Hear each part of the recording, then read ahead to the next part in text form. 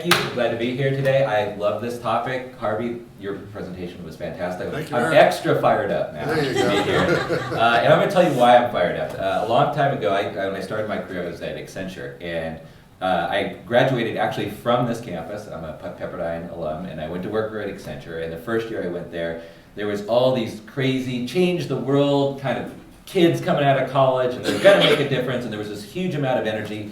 And I'm a loudmouth. I could barely get a word in. You're trying. Everyone's kind of vying to be, like the next partner. And I was like, wow, this place is, amazing. And the next year, and you have kind of these annual courses that we would take at Accenture, that you'd fly to Chicago, and they own this big college campus, so we fly out there. So the next following year we flew out there, and I was working on kind of different projects than other people. I kind of fell into some kind of strategy projects just out of happenstance. So my experience was pretty different. And I got back the next year, and it was not like this. And I was just shocked. I was like, whoa, wait, what happened with all the energy? And it was really interesting, the kind of the transformation in thinking and how you spend your day and how that starts translating into the work world. So the reason it says Coach Eric Iverson up here is because I want to talk about some things today that are probably not even that new. Any of you play sports or music or anything, or have got professional coaching at some point in time, right? How much of what a coach tells you is actually brand new information? Right? I mean, how much money do we waste with coaches telling us exactly what we already know to get us to do it again? But they actually play a super valuable role, and that is they help us to remember the way that we're supposed to do things. They see blind spots in things that we're not doing, and it's those nuances of being able to perfect the things that we already know that really make the big difference in us. So what I'm going to try to do is take us through a little bit of a journey today and help you remember a few things, because when you leave today, I actually want you to go out and be a little bit more fired up to do some of the things that Harvey talked about. And I'm going to have a couple slides in there that are going to be in complete alignment with what you just heard a few minutes ago. So we're going to talk a little bit about Sony Pictures, just briefly so you know where I came from, and that you don't think I came from some magical place. The second thing we're going to do then is we're going to give you just a quick overview of this kind of digital journey that I've been a part of, which is part of a kind of a industry innovation transformation. Just so you have, you and I have some credibility with each other, that I'm not going to make stuff up, because the last part is going to be a little fluffy, and it's just kind of me talking about my innovation ideas, which I think most of you are already going to probably know all this stuff, but what I want to do is kind of, again, get some energy back in with you about some of these ideas and connect it with the experience that I had. Sound like a good plan? Good plan. All right. If not, it's a beautiful day outside today, so all right, that's great campus. All right, so Sony Pictures, we are a part of the Sony company. We are one of several different divisions, so obviously a lot of people you know us as the consumer electronics company if you own a Sony device, but we also have network product and services, so that we have a whole new group that's actually focused around distribution of digital content. If you're on the PlayStation Network, or if you are on Music Unlimited subscriber, any of those things.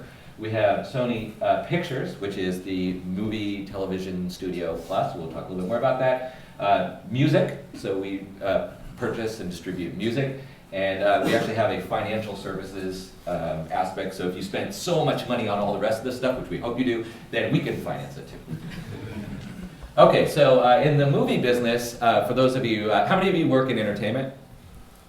Wow, awesome, very cool. So you're going to be bored to death with us. How many of you don't work in entertainment? No, I'm kidding.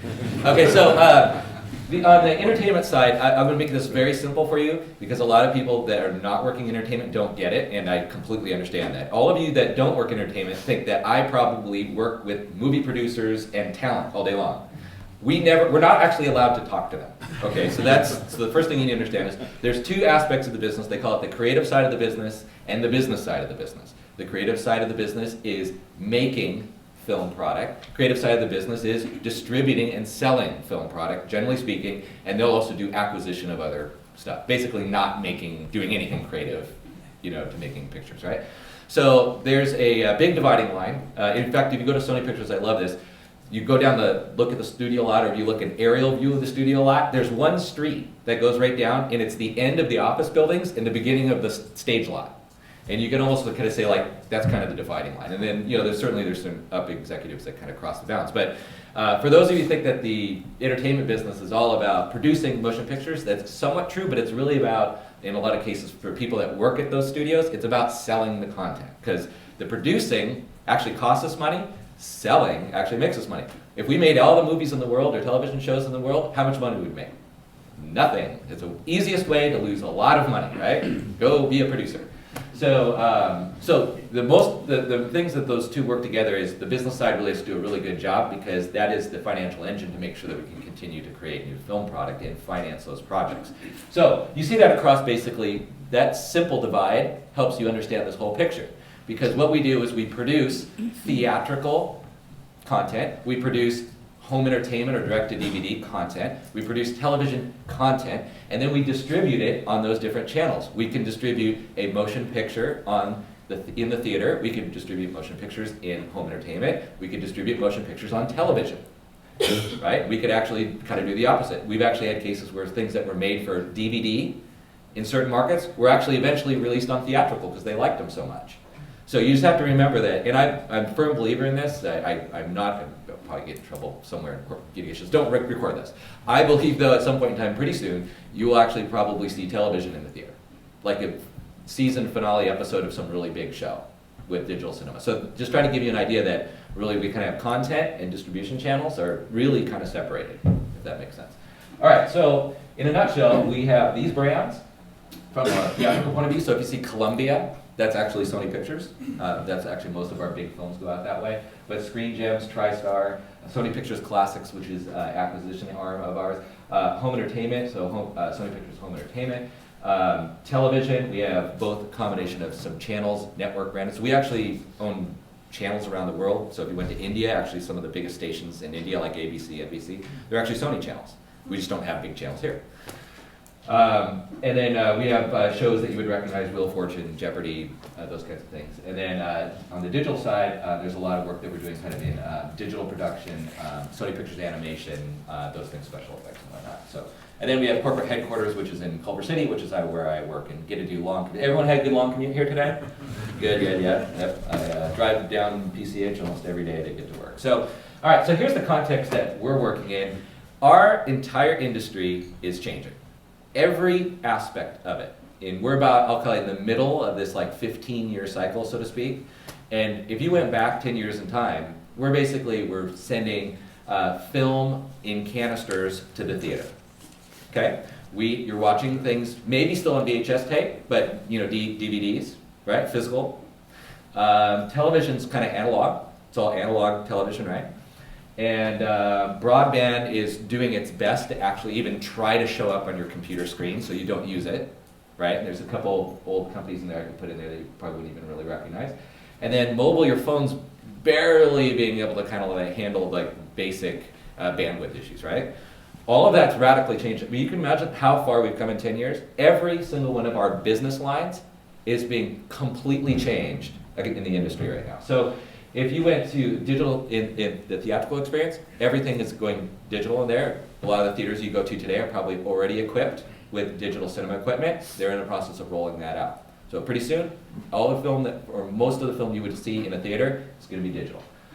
In home entertainment, with Blu-ray discs coming out, you start getting things like digital copy with that. You're going to see ultraviolet coming out soon. And you're seeing electronic sell-through and all those kinds of things, which are now kind of splitting between that and broadband. Television, if you just look at VOD, how many of you guys have some kind of like Fios, Comcast, ATUverse, something like that? A lot of you now probably actually take advantage of VOD through your cable provider, right? 10 years ago, probably not a single person in this room, right? Tenfold plus growth in the industry in the last 10 years, completely shifting things over. Broadband went from not even possible to, you've probably seen some of the statistics on Netflix of it consuming like up to 40% of network bandwidth during prime time hours. Internet bandwidth, which is pretty incredible. And then a lot of you are using, especially with tablet, I think has even really changed things more, which is actually a pretty good viewing device. So now we're kind of bringing things together. So do you realize how this is changing everything? It changes how we send stuff to our customers. It changes what the business models are. It changes the workflows inside the company. So if we don't change, we're kind of probably going to be struggling to be in business. That would be true for every single company in the industry. Make sense? All right. So part one, we're going to talk about the area of innovation I was in. So back in 2003, this is in the context of this big shift, everybody's trying to now deal with all this digital media. So we had a big program that we ran. We had actually 56 digital asset management systems spread across Sony Pictures. And we said, wow, you know what?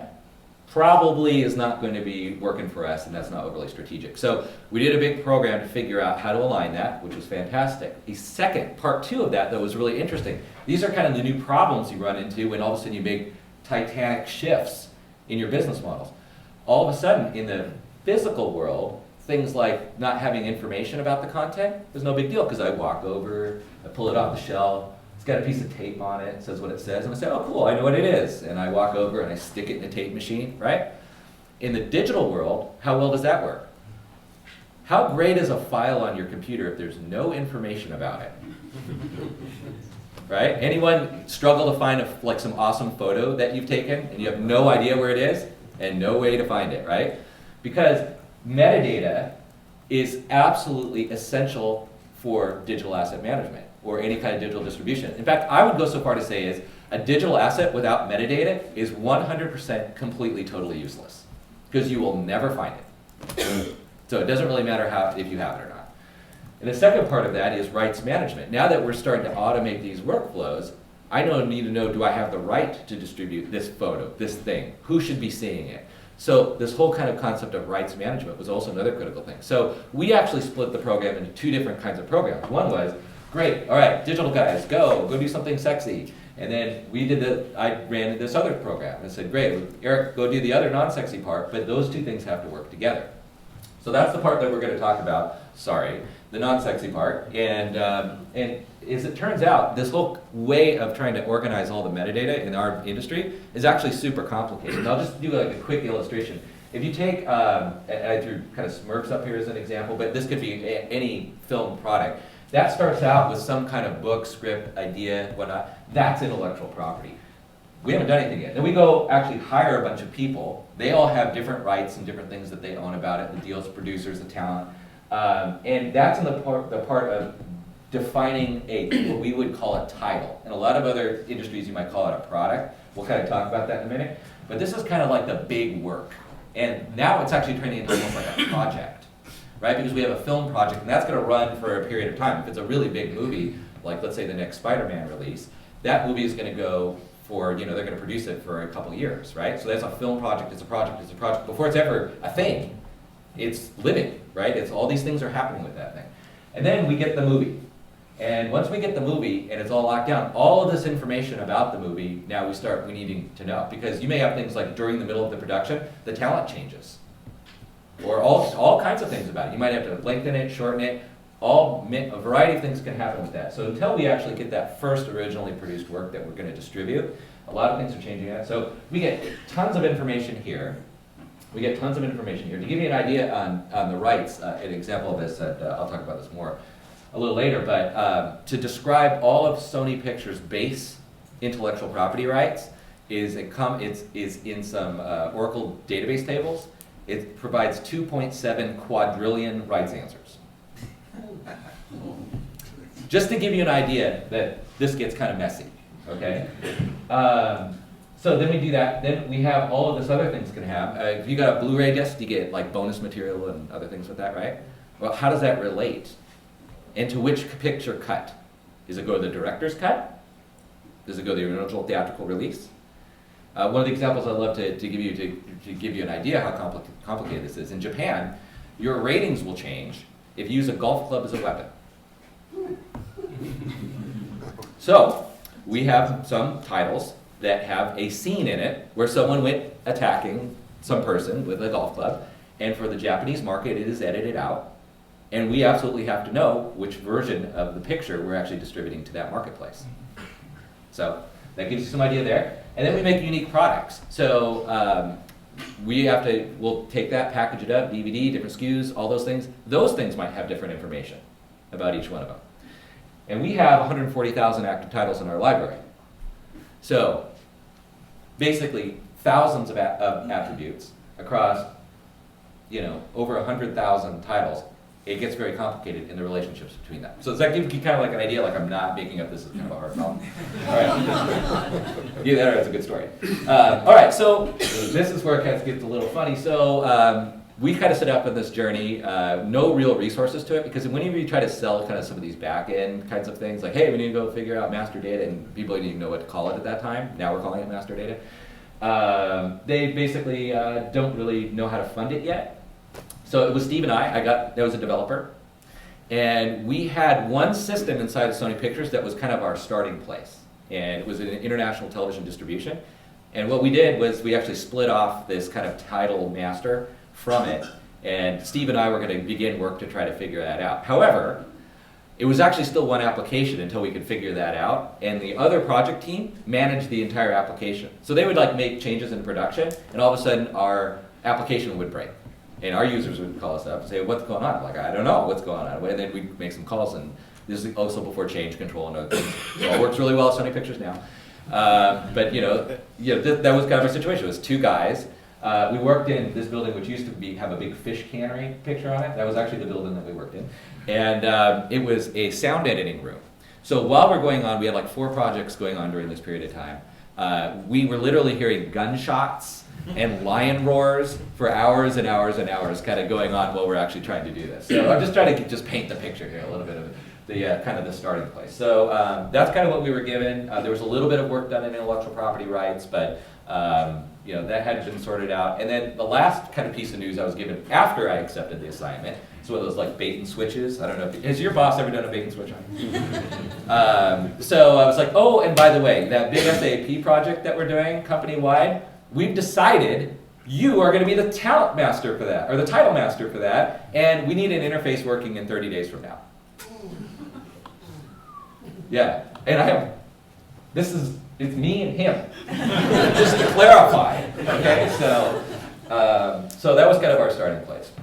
One other thing, for those of you who haven't heard it, just a terminology thing real quick. If I use the word master data, for anyone that's never heard of master data or master data management before, what we're talking about is within a company, it's the one golden record that everybody uses for everything. And so the analogy I like to give in the industry that's important in financial services is, it's maybe a little pain with it, but like social security number can somewhat be used as a master data record to identify people. That would be a cross-industry example.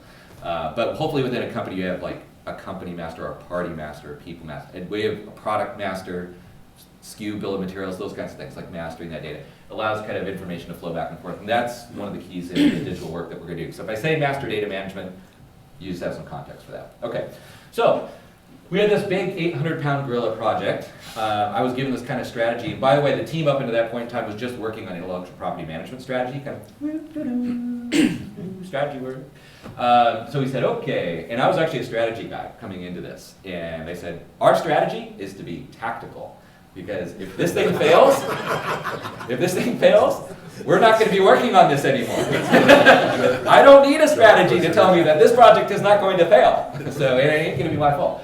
So we've completely put that on hold, and we threw all of the kind of the weight behind it, and I have this little Tai Chi guy down there. I always think, like, if you look at some of these big strategic projects, and you kind of mentioned like some of these big ideas, which I think is really important to innovation, get your projects behind them. It's a good thing for the company. It's a good way to finance your project. And people will kind of see that you're actually focused on somewhat the right thing. It actually helps you, though.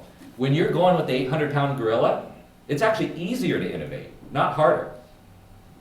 It's easier. So we aligned ourselves with that. We had to get a bunch of people on board, so that was kind of a major focus. I'll talk about kind of people a little later.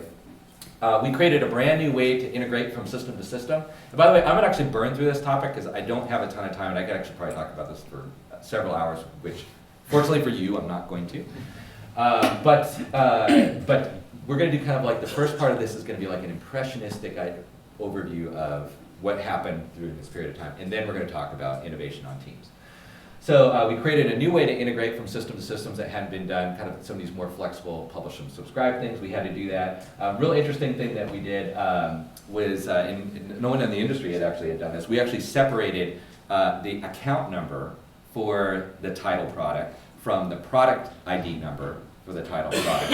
And that was actually one of the most important decisions that we've actually ever made before and after, though no one else really in the industry was doing that. It was somewhat almost against some recommendations we got. But what it allowed us to do is in the future, if we had other kinds of title information that we needed to bring and communicate, like competitors information that we don't need a financial account for because we don't actually sell or distribute their titles, we were completely separated from the financial organization. It's great. You add that financial account number whenever we have a financial account for it, and we can be the title master for everything. And this system actually did both. And so you couldn't get a financial account without actually setting up your title with us. So which was kind of one of the other little innovations that we did. It actually made sure that titles were not getting set up anywhere else in the company, because if you actually did have money to spend or whatnot, you would probably come to us, right? You're not going to work around that process. And then the last is that we actually had no business owner for any of this. And this was kind of new in this master data management thing. And we're like, okay, someone's got to own this information. So this is actually back to your point. It was interesting earlier because you were talking about really almost focusing more not on IT than IT. This was a major business process problem. This had nothing, I'm spending like literally several weeks trying to establish this new business group. It has nothing to do with IT, and one of the most critical things to my success. So, so that kind of gives you kind of an idea of what was happening kind of during that period of time. Then about 3 months into that, we find that one of our super key groups are, to give you an idea about this, in a year, a motion picture studio produces about 30 motion, well, Sony would do 20 to 30 motion picture films, okay? We release in home entertainment at least 300 to 400 to 500 new products every year in that market. So we acquire a lot of content. All the motion picture studios out there acquiring and distributing a lot of product. So the fact that we had this acquisitions group that was already ready to solve their problem around this kind of title management, rights management thing off on their own, were really kind of set sail on a project. We were able to co-opt that back in into the program that we were in and kind of really focus on this. Kind of one of these kind of concepts for us is like, while you're kind of doing these kind of innovations, be thoughtful about what your end goal is. And for us, it was like, you know what? This is really horrible timing because we're in the middle of this SAP project. But if we lose this battle, where are we going to be right afterwards? We're going to have, again, 2 separate systems to actually be driving all this information into the same exact problem we have today. In fact, and I love to use this, that the current process with the older system that they were replacing was a 57-step procedure to get titles into the primary system. And to give you an idea about the business impact of it, it would be 2 to 4 weeks sometimes before those acquisition titles would get into the system. Well, guess what? Nobody can actually sell and distribute those until they got into the system. So 2 to 4 weeks would go by. Does that sound like a good way to make money? No. So you can see why this is like really back to kind of the concepts of like innovation. It's really important also these kind of like overarching kind of managerial considerations that you have about where you want to pick your battles. We drove some next generation technology. We were right in between the two. We had a choice between kind of going the old world or the next step. That actually required us to actually help that team innovate that new technology, some of the new Java technology that we're using. And that actually put us in a position to be more flexible in the future, as well as being on kind of supported technologies in the future. So again, other areas where we're kind of innovating along the way. And then another one, there was one of the complaints was, hey, you know what, we can't use your system because we have this catalog number and you don't have a catalog number. So we would use you, but you just don't have a catalog number. We said, you know what, fine, you can use a catalog number, I don't care. We'll master the catalog number for you. It's the same title though. And so we were able to kind of sell them on that and bring that in-house. So think again, what's your end goal? And then, you know what, you have to make some changes along the way to get you there. Fine. And then the last one is persistent. I have this down here again. Things don't quote me, but when you do something like this, you're probably gonna, as nice as you can be, you still may take a lot of arrows over it. And persistence is a super important thing. But I can tell you, if you have an idea where you're headed, you will persist. Because if we would have lost this, this would have been a very bad loss for Sony Pictures. And I can't say I had a single moment during this period of time that felt great. So while you're innovating, it may not feel good, okay? You're not always gonna get warm fuzzies. If you know where you're headed to, that's what you need to keep as your kind of like encouragement. That worked for us. The next thing we had to do is, I told you earlier that we were in this somewhat unfortunate situation of being tied to this old system. So we actually did what we call separate the twins. And there was a bunch of kind of work that we had to kind of do during that period of time. And the most important thing we got out of this was independence. You realize if you're so strapped to something else that you can't innovate, what happens? You start giving up. And we couldn't be in that situation. So what we wanted to do is actually give each of us the freedom and still achieve our kind of a business objective. So what we did is we figured out some ways to be somewhat loose coupled with one another and focused on giving each of us independence and actually space to innovate in both of our own rights. And so how we set up that agreement, working agreement with us, which is actually pretty critical, not only just for us, but for that team too, because they needed the freedom to be able to continually move ahead without us being a drag on them. And I think the last thing that I put down here is if you're any of you that are on kind of enterprise agreements, the consumers of your data, when you start getting big, need to know what to do with it. And so treat consumers of your data as customers. And so it's not like, great, here's the integration, da-da-da, see you later, good luck. You really, in these particular cases, you need to walk them through it. And even if they say, hey, I got this, I'm okay. Let me walk you through it. Let me make sure that you really understand what you're doing. I can't tell you how many times we learned this lesson the hard way early on. And so this wasn't like an initial thing we did, but it was through some failures that we had kind of learned this. But what happens is that if you're trying to move an innovation forward, and all innovations are new, what's the first thing they're going to do? Everyone will complain about everything that they're doing that they don't understand, even if it was them that broke it. Right? Especially. Yeah. Especially, right? Right? It's your fault. You did this to me.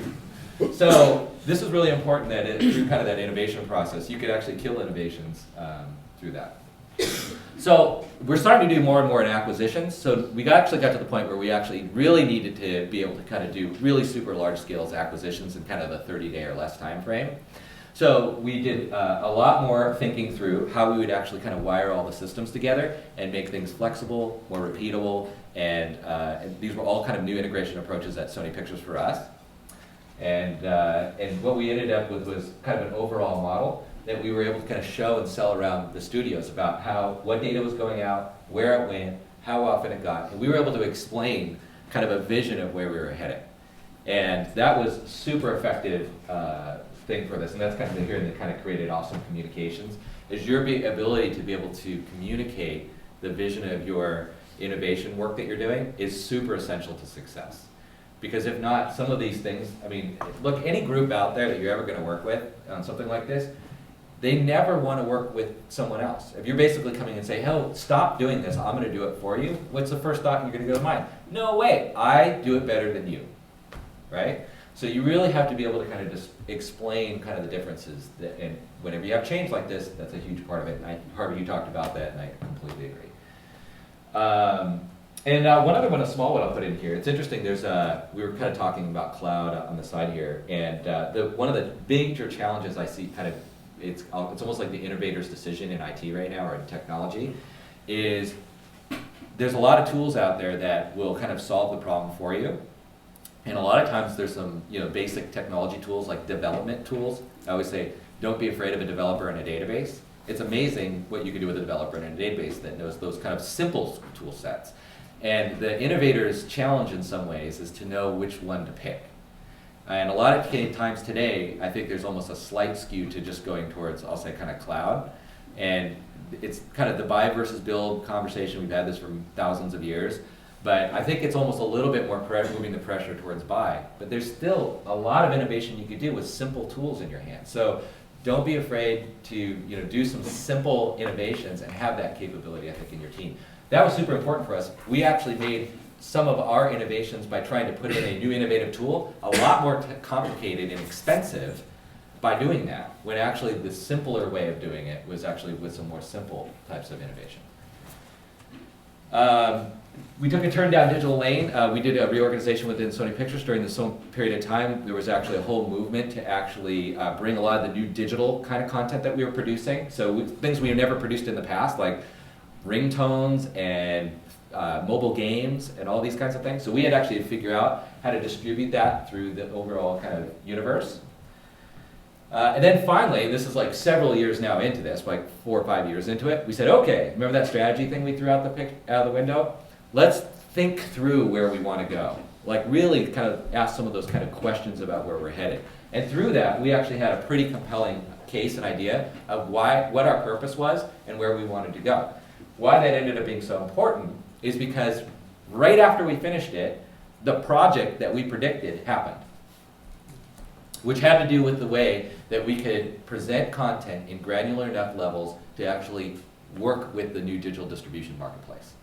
And so we were kind of prepared for it. We had a vision, and instead of that particular project saying, hey, we're going to go off and do our own thing, we were able to say, work with us. Here's part of the plan, at least our piece of the plan.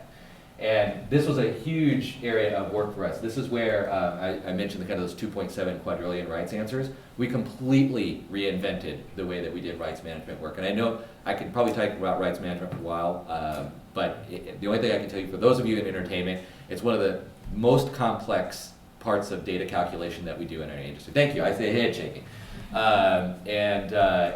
One of the challenges that we had to do was figure out how to make that somewhat unique to every line of business and the way they consumed that information.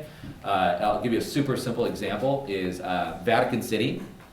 Can you prevent airwaves going over Vatican City, into Vatican City, if you're a television broadcast? Can you put like a big digital net right around Vatican? No, you can't, right?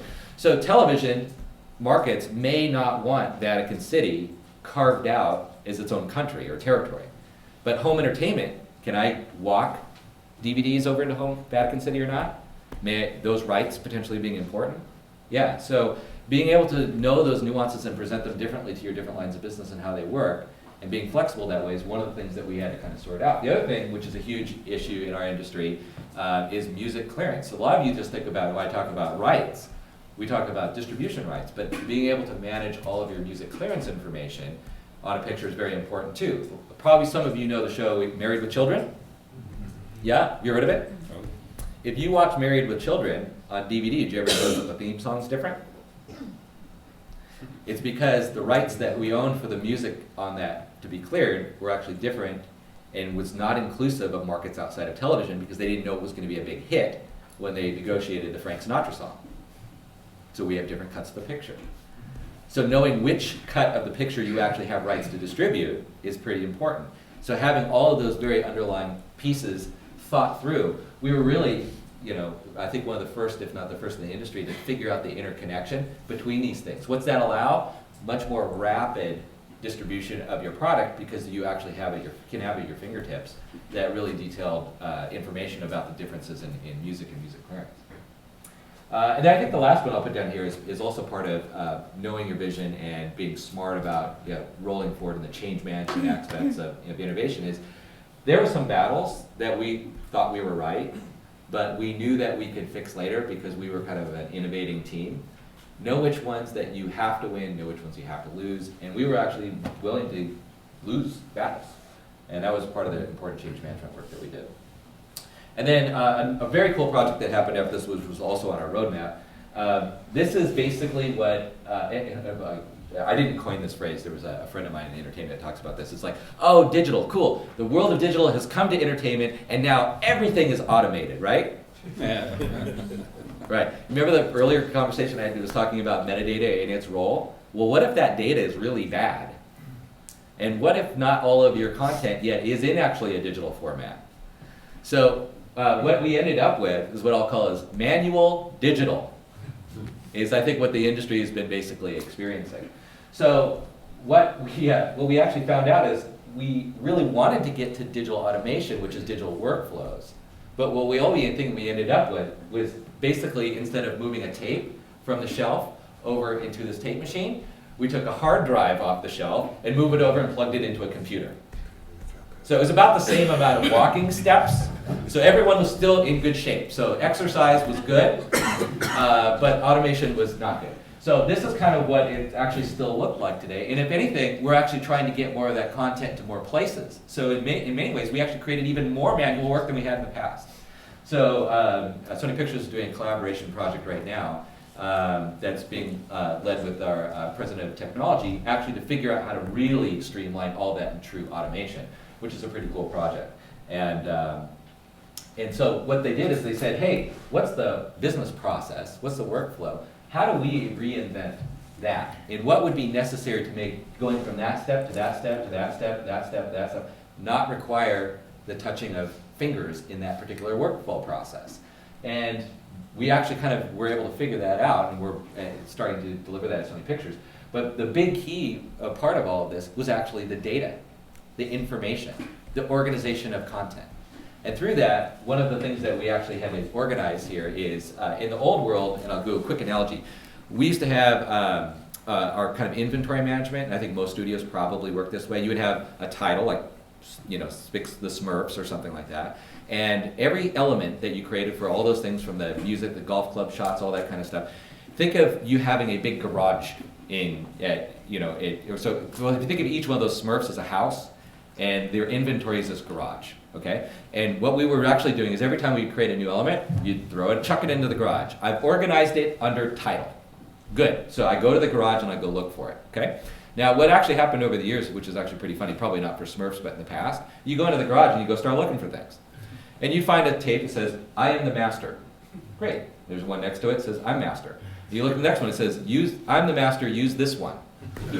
Which is sitting right to next to another one that says, I'm the master, use this one. Okay, so what can a computer do with that? Nothing, that's a hard stop, right? Human intervention, I have to figure out which one it is. So we need to come up with a better way of organizing all of that content up front to allow this to happen, information innovation.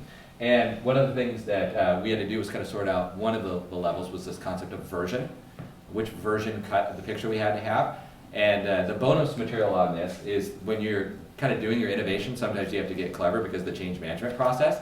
There was so much argument on what the word version meant, which means completely different things in different lines of business, that the project team, and I can't actually take credit for this because I didn't do this, but I thought it was such a great example, they threw out all the terms and went to alpha, beta, gamma, delta.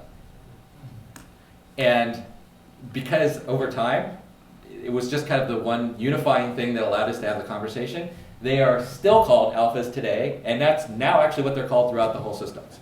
So the thing I wrote down here is, you know, don't be afraid to call something jelly.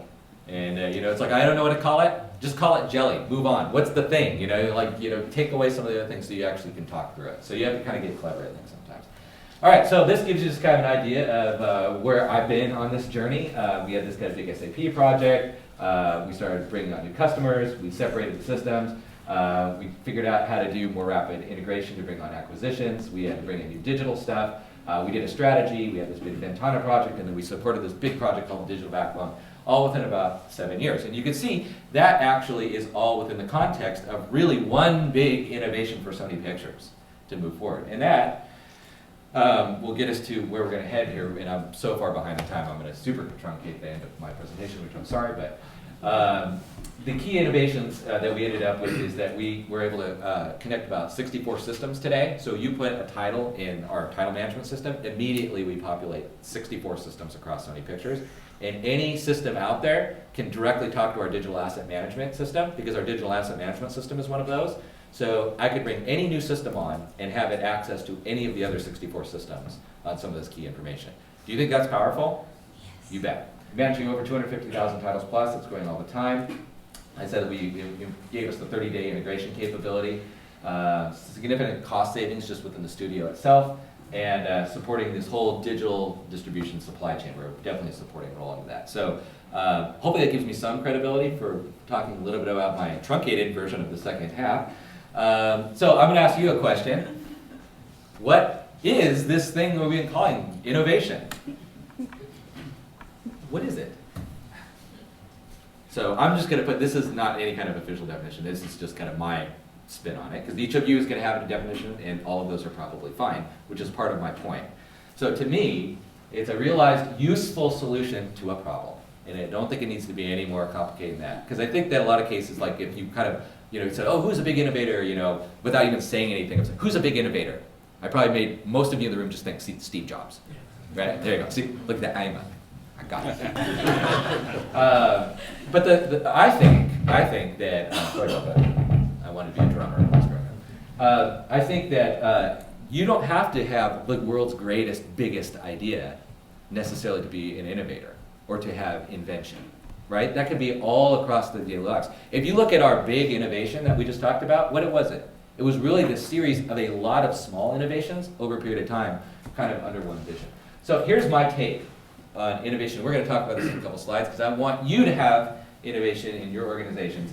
I think that what the most important thing isn't about the innovation, because we get, oh, the iPad 2, there's probably been like 900,000 presentations this year about how awesome the iPad 2 is, right? But how many presentations about how awesome was the group that created the iPad 2? Because I'll tell you right now, behind every single great innovation is really a great innovating team. It's not the other way around. Innovations don't create themselves. So I think if you could really focus on how do you get innovation, that's where you should spend all of your time. For all of any of you that live in Southern California, John Wooden, which was one of the great basketball coaches of all time, you know how he focused on winning? He never, ever talked about winning. The only thing that he ever focused on was each individual player, how to make them their best. Okay? So these are the things to me that are part of that magic formula for me. The person I see that comes up with great innovations has expertise in what they're doing. I very rarely, this isn't always universally true, but most of the time, I've seen that people coming up with great innovations understand the problem well enough and the series of solutions that can go with it, that they can be very precise. If you want to read a good book that will prove this point, read Good to Great. Okay? Good to Great, hands down, makes this point. Okay? Expertise. The second is time. How many of you are like so busy that you would consider everything you're doing tactical right now? All right, well, I'm going to raise my hand. Okay. So if you do not have time, if you don't have time on the couch, if you don't have time in the headspace for it, the likelihood is that your chances of innovation are going to start going down because, and I'll get to this a little bit later, it's kind of the question of where does innovation come from? How does that happen within you? Imagination and vision, if you don't have where you're going, it's hard to kind of innovate along the way, right? The problem you're trying to solve. Ability to realize it. Have any of you guys have friends that have lots of great ideas all the time? All right. How many of you have like a friend that has lots of great ideas all the time and never does anything about it? Doesn't it drive you crazy? Okay. So innovation isn't about having good ideas, right? So having a good idea that never gets realized will never be seen as an innovation, right? So look at Thomas Jefferson. Failed 1,000 times before he made the light bulb, right? 10,000. Yeah, 10,000. 100,000. Do I have 200,000? Okay. So, and which is the last one, which is the perseverance. Most of the people I know that are good innovators are willing to keep fighting ahead because probably the first 1 to 10,000 times, or however many times he failed, that was just one more step. You didn't get the innovation until you got the light bulb, right? So if you're willing to give up along the way, you ain't going to get there. Okay, so I'm going to kind of skip this. We did a bunch of innovations before. Trust me. All right, so we kind of had that Steve Jobs idea in your head, right? I talked about Steve Jobs. All right, so the question is like, if you don't feel like you're Steve Jobs, can you still innovate? And the answer is yes. The way to do it is having teams that can innovate together. And that's kind of really what I want to talk a little bit more about. How many of you are familiar with Myers-Briggs? Okay, I'm just going to use this as a tool. Okay, you can use whatever tool you want, or different ways of thinking about your teams, or the one that you made up. I don't really care. I like Myers-Briggs, so I'm going to talk about Myers-Briggs for a second. Myers-Briggs basically says that there's kind of these 8 different and 4 polar opposite ways that people have behavioral styles.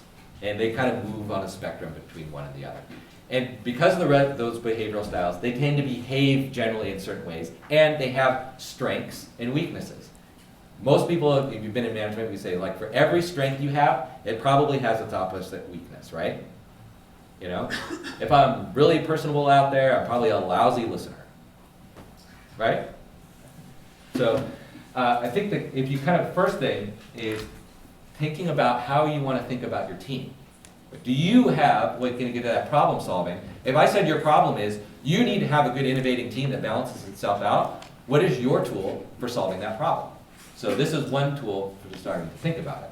And I'm going to give you an example here in a second. So if you take all those combinations, you get this 16-letter grid, series of combinations, and you can see that these different ones have different strengths on them, right? So you can kind of go through these, and certainly you might have one person that kind of embodies one of these things, but you can look at several of these different things and you can go, for the thing I'm trying to solve, actually a combination of a couple of these things would probably be pretty good for my team. I'll tell you a true interesting factoid. For most of the popular sitcoms, all Myers-Briggs categories are actually contained within the characters in that sitcom. Interesting, because people can relate then to the entire cast. Do you ever find that I said to you a second, think of your most effective teams that you've ever worked on or worked with. Were they all the same, or were they different? They were different, and they knew how to communicate with each other, right? So think about your team, and these things here need to kind of play into these different categories. So the question is, do you have people out of your team that are able to do the visioning? Not everyone's going to be naturally good at visioning, right? Not everyone is going to be your natural project manager. You're going to have maybe your idea guy out there. You want your idea guy paired up with your project manager, right? Think about your whole team. Anyone want to guess why? ESFP? We were a couple pretty close with that. It's the ENTP, barely. All right, so my favorite story, two awesome innovative developers on my team. Okay, and this is kind of how it worked out. Is Mike Nikolov, Adam Parshas. One's an employee, one's a contractor. I've worked with them for a very, very long time. They are complete and total opposites in every way. There is so much conflict over the years that has happened between the two of these things. But our team was so much stronger because of it. Because Adam, who is a little bit more like, I'll call it the wild man kind of inventor, I think he's an INTP, would go off and do some things where he was like, maybe gonna kill himself, right? I mean, it's like, go too crazy. Mike is a mastermind of knowing how to use process and procedure and apply it in new ways. What a powerful combination when you put those two things together, right? Where all of a sudden my innovation actually gets into production because I have the person that's clever enough to know all the process and procedures to be able to work the system, to be able to give it in, and be creative about that too. And I think this is one of the other messages I'd leave you today. Is creativity and imagination happens in every one of those different Myers-Briggs categories. You don't have to be, like I happen to be in the inventor one, but you don't have to be in the inventor category to be creative. My wife is a direct opposite than I am. And she is able to apply things that have been done in other industries and in other ways into brand new places. That is innovation too. And so if you kind of have a good sense of that, you doesn't have to be all the idea guy. Your whole team needs to be the idea guys. Okay? So, because I'm running out of time, I'm not going to go through those, but I will give you the tagline on this. The key I would say is if you want innovation, you have to encourage innovation in your project teams and across all these different areas. And there's different ways that you need to do that. You need to be able to make sure that they're getting time for training and developing their expertise. You need to make sure that they're going to have some time for that. You need to make sure you have people on the team that are capable of the visioning. Like, don't give that problem to someone that's going to struggle with it. Make sure that they're paired up with someone that can, that's going to help them put that into context. Make sure you have people that are doers and they're going to realize that. And make sure that you have a team that is supported well enough that they're going to persevere. And that they've been given the mountain that they need to climb, and they know that it's theirs to own when they get done, so that they're willing to persevere through that. Okay, so how do we solve problems? I do want to spend a little time on this slide. How do we solve problems? It's a very simple thing. Most of what happens, the way our brains work, is by asking ourselves questions. It's no more complicated than that. And this is where I love where your presentation is going. I have a couple of your exact things from your presentation in here. So asking yourself questions. So what kind of questions do you want to ask? One of the most important ones. What do we know about the problem? I think it's the famous Albert Einstein quote out there, said if the world was going to end in 60 minutes, how would you spend your time? And I think he says 55 minutes of it understanding the problem. Right? How many times have you seen like someone ready to go off and solve a problem, and they go do that thing and it fails, and you kind of step back and it's like, well, they actually really didn't listen to what the person needed. They really didn't listen to what the consumer needed. Because they didn't really understand the problem. So, do we really understand the problem? What else would we need to know about it? Why is it this way? Do you ever see a lot of cases like you come in, I did consulting, you come into a new situation, and you're ready to blow it. This is idiotic. This is completely stupid. We're going to change it all, right? Did you really take the time to understand why it is actually the way it is? For better or for worse, right? Why is it the way it is? Be curious. How might we solve that problem? Give yourself space, give your team space. There's not one way. Give yourself multiple ways out of that. And the one you asked earlier, what if? What if we could have a bank in our pocket? Right?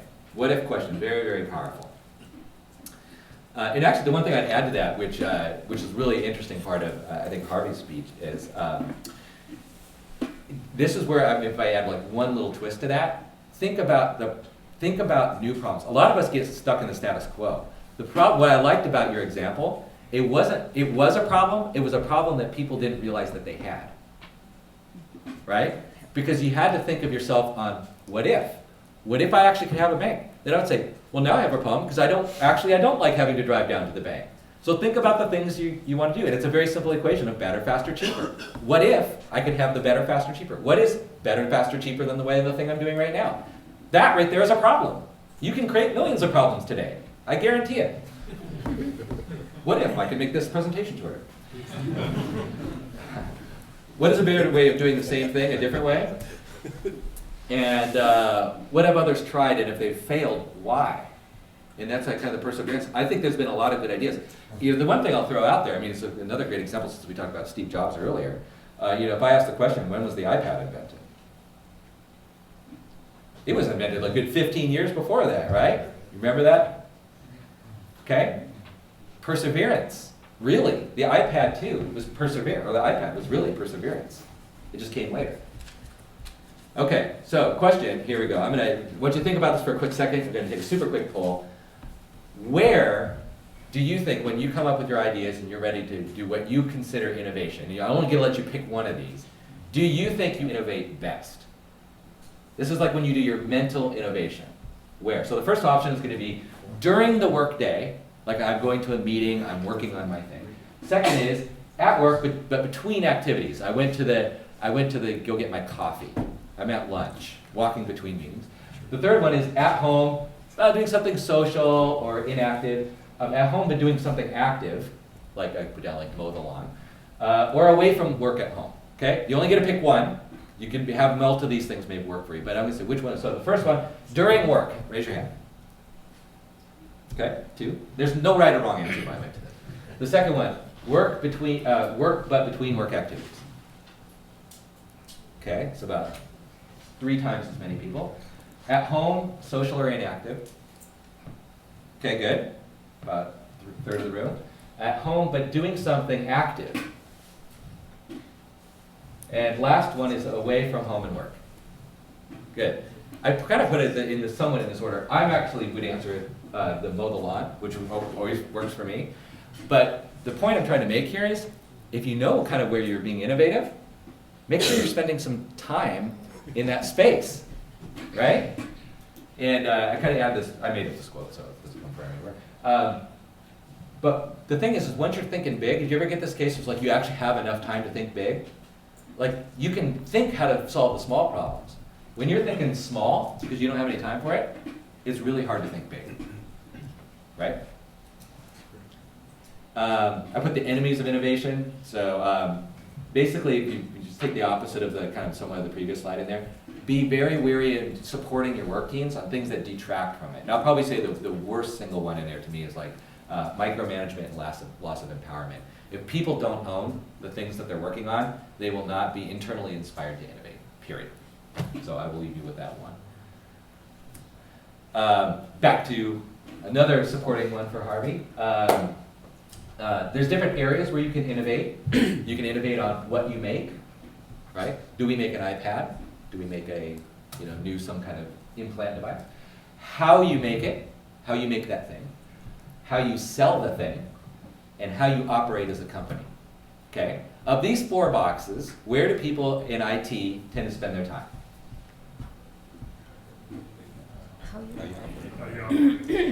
I would say they spend a lot of it here.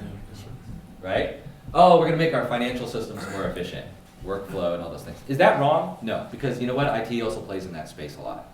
But I think Harvey's message, and that's why one of the things I loved it, is he was saying, move it kind of this way. You could argue how to sell it, but towards kind of the product, right? That was kind of the big question that you were trying to ask earlier. And so I think if you think about innovation, where are you spending your time? You have so much time that you're going to spend on these things. Figure out where you want to focus it. So, is innovation important for your organization? Just took it, this is very interesting. So, this is the Dow Jones top 30. Okay. Anything you notice interesting about this list? Walt Disney's on it. Okay, I'll reorganize the list for you a little bit on this slide. So, 57% of the Dow Jones top 30 are now in the top 30 since I was just out of college. Half the list. 80% since I was born. That means the vast majority of the list in just my lifetime. You realize for every one that comes on the list, another one goes off the list, right? It's a 30. It's not like it keeps adding, right? And only one company actually made it 100 years. Pretty interesting, right? Well, why isn't that? Wouldn't it be, it's like you're the biggest, the most powerful? It would be the easiest to continue to be the biggest and the most powerful, right? Because companies that are able to innovate continue to thrive.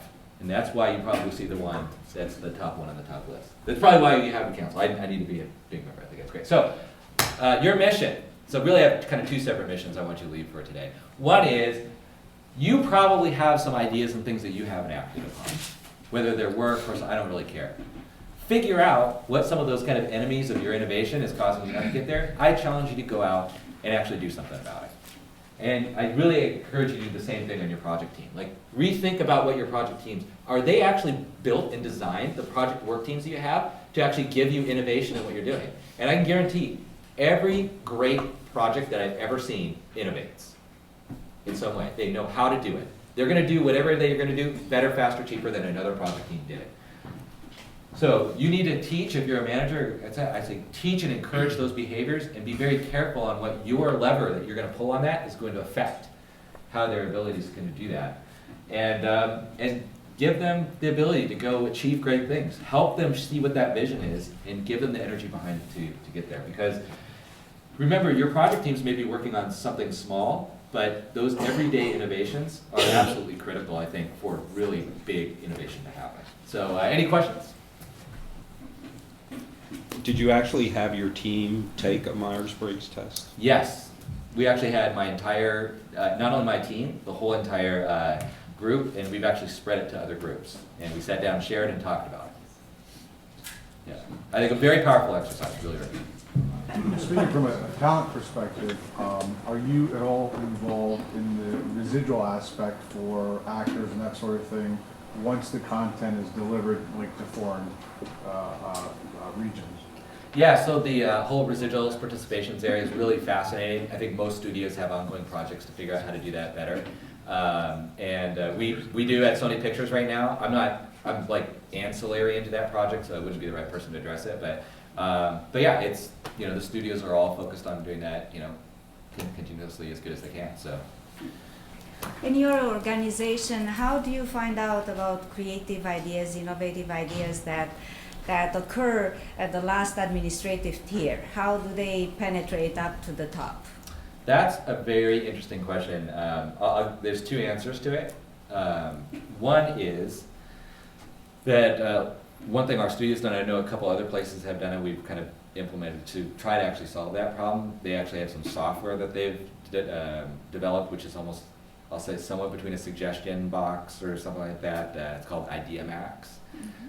My personal take, though, if you went back to my model, is that what I kind of try to encourage, at least with my teams, is if you have really good ideas, those should be coming through. So I see that as, to me, is a management problem in most cases.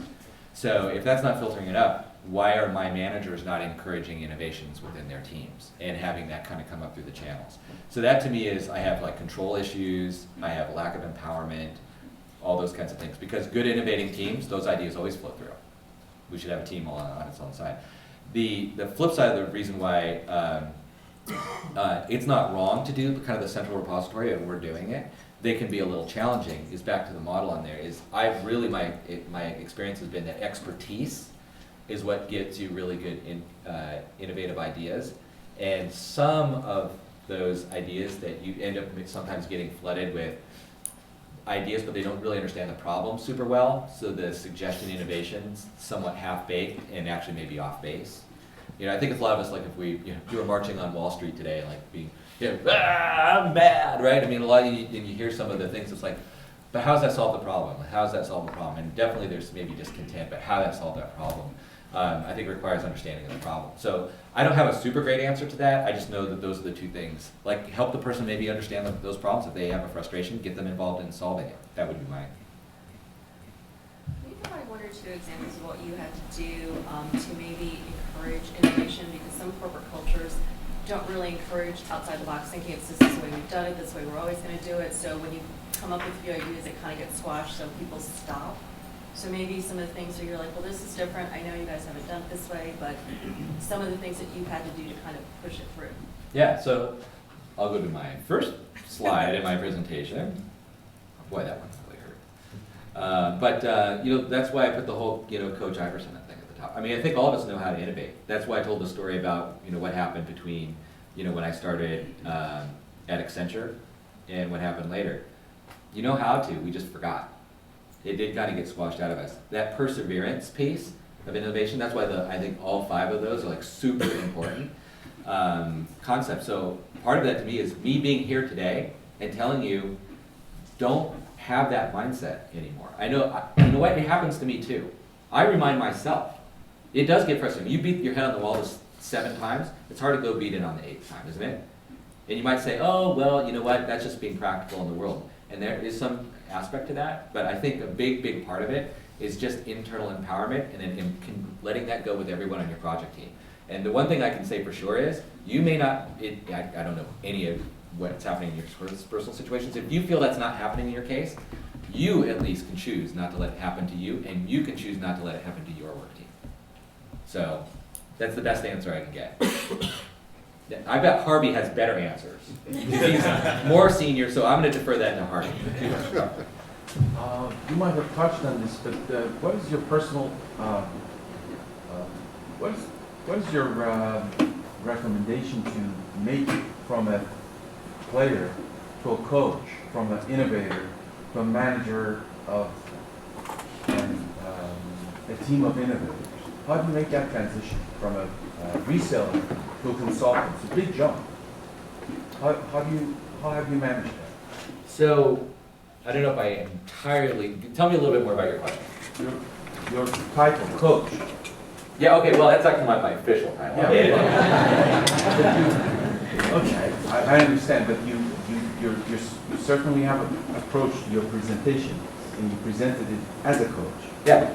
Now, when you started, unless otherwise you didn't mean it, it was you and another consultant, a developer. Yep. So you, being the innovator, at the time that you started to today that are managing a larger group of innovators, the question was, how have you personally made that transition in your skill set to go from a person that's hands-on to a person that becomes a visionary and says, let me tell you, let me pick on your game. Got it. Yeah, so, I mean, I'll say I was actually really blessed with some awesome mentors that taught me these kinds of things and helped me be a better manager, helped me be a better executive. And, I mean, I could name some personally. I think Susan Cram, if any of you guys know Susan Cram, I think she's phenomenal. But I think it's things like Harvey's trying to do. And, you know, knowing that a lot of cases, I think in management, that you have an oversight responsibility, and this is, it's interesting, like oversight's the hardest, I think, to me, is one of the hardest things to do, because, you know, you don't have enough oversight, everything's out of control, and it's tough, and if you have too much oversight, then you completely squash all innovation, right? In a lot of ways, I would say oversight is kind of like the bigger squash. That's why I mentioned kind of the micromanagement, which is kind of a piece of what happens in oversight. And I think it's being really careful about how you kind of coach and work with teams, and patience. So another one is like, you know what, I chose not to pick up certain projects because I didn't think my team was ready for it, but I didn't want someone else to do it either. So I waited until they were ready. So I think really looking at your team and what do they need, who do you have, you know, it's always the thing, who do you have on the bus? But, you know, it also, you just can't throw people on the bus either. I mean, if any of you run projects, you can bring a bunch of even awesome consultants in. It still may take them 9 months to understand your business process, right? So you just can't instantly put people on the bus. So I think you have to, you have the foresight and the patience, and that's to me kind of the whole coach aspect of it. It's like, you know what? I'm gonna make people better. It's the John Wooden. I mean, he did it better, 50 times better than I'm ever gonna do it, right? All right, last question, right? Love the John Wood example. The presentation itself, I really appreciated. One thing though that I was really curious about, to actually be able to implement an acquisition into a 30-day window now, so I call it a 1 month window. Originally, how long did it take to do that similar process? And as you kind of built the systems teams and everything to get to that point, can you explain maybe more of the failures that you encountered and maybe what kind of learning experience you got as both a leader and your team gained from that experience? Yeah, sure. So we'll say two different questions in there. So I'll pick an easy failure when I do that. But so yeah, acquisitions, they come in different batches. Like I don't say, if you go to the home entertainment, it's like, I have one batch size of acquisition you can do. So it's a little bit difficult to measure, but I would probably say prior to everything that we've done before, to do any of the really large ones, it's probably like a 6-month activity. So that's no Yeah. Yeah, it's I wouldn't quote me on that because I mean I'm trying to just give you approximations because it's not like I have scientific data that's going to allow me to do that and compare things equally. But if everything's not wired up, I mean the alternative is every single one of those system group teams has to do that and then they all have to coordinate. So it's a very, depending on what the acquisition, if it's a large one, it could be very, very hard. That doesn't mean the whole entire studio can do it in 30 days, but at least kind of like some of that core data that was in our scope, we were able to do it. On the failure side, we innovated a lot around some new technology, and one of them, our architecture group, was actually innovating. And they picked some technology, they had made the decision that some of the Java frameworks out there were not mature enough, which they were somewhat right, and then they decided to develop their own framework. So even though we were innovating, and it was a good idea to have a really good, super strong framework that did some of the things that they did. A few of the innovations that we did in there, first of all, I don't know if that choice is great. So that may have been a case where maybe actually innovating your own framework wasn't a good idea. And then even the way that we developed the framework got overcomplicated because like one example is that particular group wanted, it's like, well, I want you to be able to completely switch out the UI layer to be a .NET at some point. And it was like, later on, it was like, but I'm never going to do that. So, and then there's a bunch of inefficiencies in the programming just to make that layer possible. And so that was like, so we threw it away later. But that was a cool thing we could do. We innovated something we didn't really need. So, getting back to solving the problem, right? So that would be a failure. So thank you guys for having me. I appreciate it. Sorry to go on.